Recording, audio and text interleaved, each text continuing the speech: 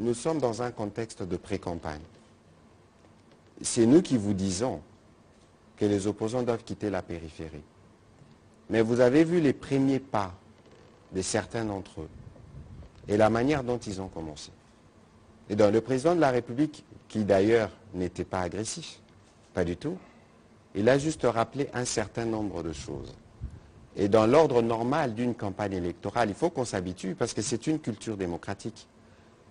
Les gens doivent s'habituer à s'attendre que lorsque parfois vous vous hasardez sur des terrains qui sont assez glissants et dangereux, que vous pouvez toujours avoir la riposte ou la réplique. Surtout qu'ici, en l'occurrence, lorsque je regarde les docteurs Mukwege, parce que c'est lui que ces élus vont vous parler, je pense que les docteurs auraient fait le choix, comme j'écoutais d'ailleurs Jean-Baptiste Plaka, de rester pour nous tous comme une autorité morale, un prix Nobel chez qui on devait aller même chercher des conseils. Alors, lorsqu'il choisit de venir dans l'arène, il vient, il commet des erreurs. Tout de suite, je ne voudrais pas revenir d'ailleurs sur la question du genre qui est plutôt choquante, mais je considère que le docteur doit être en mesure maintenant qu'il aspire à devenir président de la République, à venir nous challenger. Nous sommes avec un médecin ici, peut-être que lui aura un mot à dire, mais nous voulons que le docteur vienne nous dire si le programme de couverture santé universelle que nous proposons est bon ou pas. De toute évidence, le docteur n'a plus beaucoup à faire pour ce qui concernait son combat, parce qu'aujourd'hui, il y a le FONAREV qui a été créé, le Fonds national de réparation de femmes de victimes de violences sexuelles.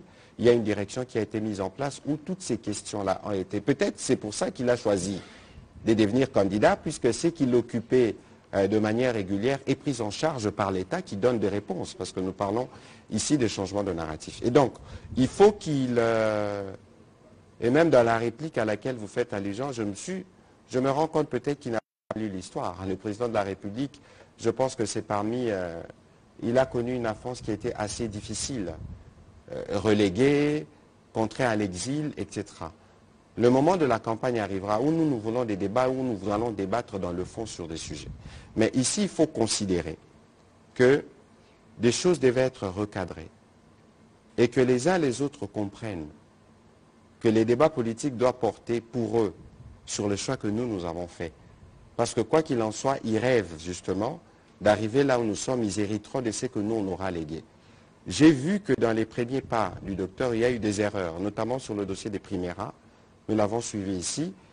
Le conseil que je peux lui suggérer, avec toute humilité, c'est comme je le disais dans le Haut-Katanga, c'est de beaucoup lire dans ce que nous avons fait. Parce qu'il sera jugé plus durement que tous les autres. Parce que lui, il s'était mis dans un piédestal et il avait la prétention d'avoir suffisamment d'autorité pour aborder un certain nombre de sujets. Il faudrait qu'à chaque prise de parole, en tout cas de lui, il faut qu'on écoute des choses qui peuvent nous aider à avancer. Auquel cas, le peuple en jugera le moment venu. Alors, docteur,